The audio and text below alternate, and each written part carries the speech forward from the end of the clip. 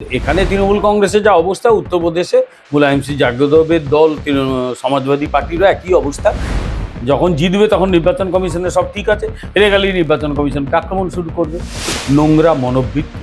এরা কখনোই চায় না যে একটা সুস্থ রাজনীতি চালু হোক ভারতবর্ষে।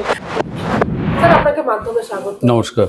স্যার, আমরা দেখলাম আজকে অখিলেশ যাদব তিনি কলকাতায় এলেন, এসে নবান্নে মুখ্যমন্ত্রীর সঙ্গে বৈঠক করলেন। বৈঠক থেকে বেরিয়ে তিনি বলছেন যে গোটা দেশে বিজেপির সঙ্গে লড়তে পারেন শুধু মমতা। কি বলবেন? ভালো কথা, উনি মমতাকে নেত্রী পদে বরণ করে নিন, আমার কোনো আপত্তি নেই। ইন্ডি জোটের তো তারা শরিক, গুরুত্বপূর্ণ শরিক। তাতে নিজেদের মধ্যে কখনো মারপিট হয়, কখনো ভাব হয়, কখনো আড়ি হয়, কখনো বলে কংগ্রেসকে তাড়িয়ে দেবো। নিজের রাজ্যে কংগ্রেসে 12টা বাজিয়ে রেখে দিয়েছে, এই রাজ্যেও কংগ্রেসকে তৃণমূল কংগ্রেস একেবারে পায়ের তলায় রেখে দিয়েছে। তারপর কংগ্রেস ওদের সঙ্গে কি অ্যালায়েন্স করবে, ওদের ব্যাপার। ফলে এগুলো আর কিচ্ছু নয়। কংগ্রেসের লোকগুলো তো বোঝে না, তাদেরও বুদ্ধিশুদ্ধি নেই। এটা হচ্ছে কংগ্রেসকে কোণঠাসা করার আর একটা প্রচেষ্টা। সমাজবাদী পার্টি বিজেপির কিছুই করতে পারবে না। পরের ইলেকশনে আবার ওকে উড়িয়ে দিয়ে যোগী আদিত্যনাথই জিতবেন। ওরা চাইছে কংগ্রেসকে আরও বেশি ডাউন করে নিজেরা কংগ্রেসের জায়গাগুলো নিয়ে নিতে। এখন কংগ্রেস যদি স্টুপিডের মতো তারপরে তাদের সঙ্গে যাবে, তাতে আমাদের কি যায় আসে?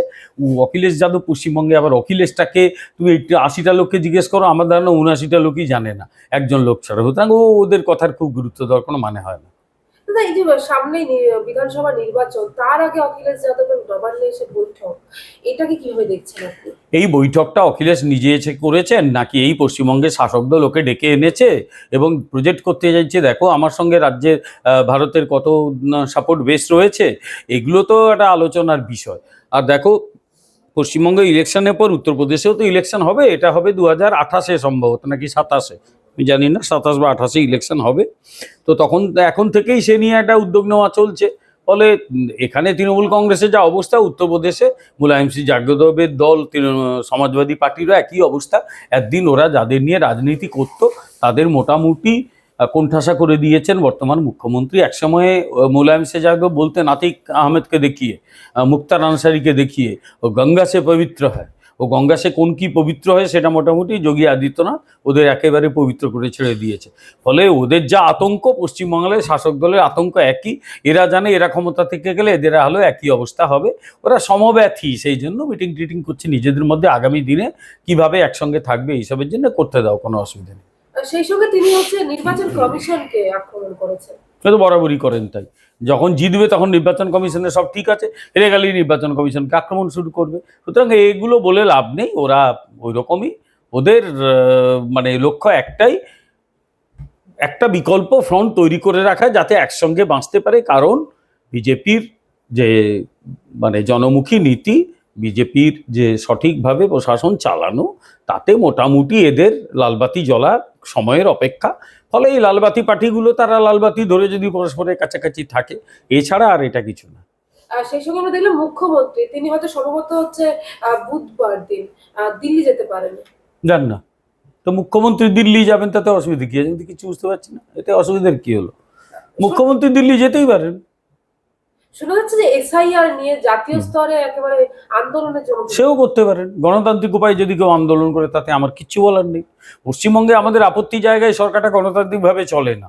এখানে বিরোধীদের মারধর করা হয়, এখানে বেহালাতে বিরোধীদের মঞ্চকে পুড়িয়ে দেওয়া হয়। এখানে 2021-এর 2রা মের পরে 2 মাসের মধ্যে 57 জন বিজেপি কর্মীকে খুন করা হয়। আজ পর্যন্ত কয়েকশো কর্মী বিজেপির খুন হয়েছে। এগুলো কোনোটা গণতান্ত্রিক নয়। ওরা যদি গিয়ে দিল্লিতে শান্তভাবে আন্দোলন করেন, তার তো কিচ্ছু বলার নেই, শান্তভাবে আন্দোলন করতেই পারেন। আর দিল্লি পুলিশ যথেষ্ট অ্যালার্ট, গোলমাল পাকালে ওরা কড়া ব্যবস্থা নেবে। সুতরাং এ নিয়ে চিন্তার কোনো জায়গা নেই। সেক্ষেত্রে দেখা যাচ্ছে তিনি যারা মারা গেছেন তাদের পরিবারের কয়েকজনকে নিয়ে, মানে মৃতদের পরিবারের কয়েকজনকে নিয়ে দিল্লি যেতে পারেন তিনি এসআইআর এর। না না, এসআইআরে যারা মারা গেছেন তারা এসআইআর এর কারণে মারা গেছেন। আমি জানি না ওদের ডেথ সার্টিফিকেটে ওইগুলো লেখা আছে কিনা, যে এই ব্যক্তিরা এসআইআর কারণে মৃত হয়েছেন। তা দুঃখের কথা কি, এই ধরনের দুর্ভাগ্যজনক মৃত্যু, যে কোনো মৃত্যুই দুর্ভাগ্যজনক, এসআইআর জন্য হোক বা অন্য কারণে হোক, প্রত্যেকটি মৃত্যুকে গিয়ে এসআইআর রিলেটেড মৃত্যু বলে দাগিয়ে দেওয়া। এবং তারপরে আমি জানি না এই যে আনন্দপুরের মৃত্যুগুলো ঘটলো, সেটাকেও এসআইআর দাগাবে কিনা, আমার ধারণা সেটা আর করতে পারবে না।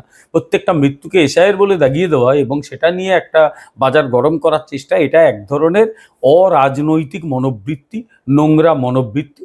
এরা কখনোই চায় না যে একটা সুস্থ রাজনীতি চালু হোক ভারতবর্ষে। একটা অসুস্থ রাজনীতির প্রতিনিধি এই রাজনৈতিক দলগুলো।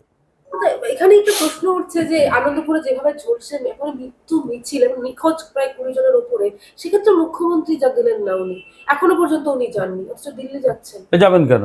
ওই তো পূর্ব মেদিনীপুরের লোকগুলো মারা গেছে, কারো কারো টাইটেল হালদার, কারো টাইটেল মাইতি, তারা মারা গেছে। অন্য কেউ হলে নিশ্চয়ই সব চলে যেত, এতক্ষণ একেবারে মেলা বসে যেত, চায়ের দোকানে বসে যেত, ওখানে এতজন ওরা যেত।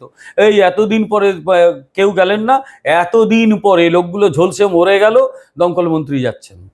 তার আগে অন্য মন্ত্রী গিয়েছিলেন, যিনি ক্রীড়ামন্ত্রক থেকে সম্প্রতি পদত্যাগ করেছেন, জানি না উনি ক্রীড়াঙ্গনকে ক্রিয়াঞ্জন বলেন, এই আগুনে পোড়া জায়গাটাকে ওনার কি বাংলা থাকবে আমি বলতে পারবো না। আর মুখ্যমন্ত্রী তো জানিনি, প্রয়োজন নেই।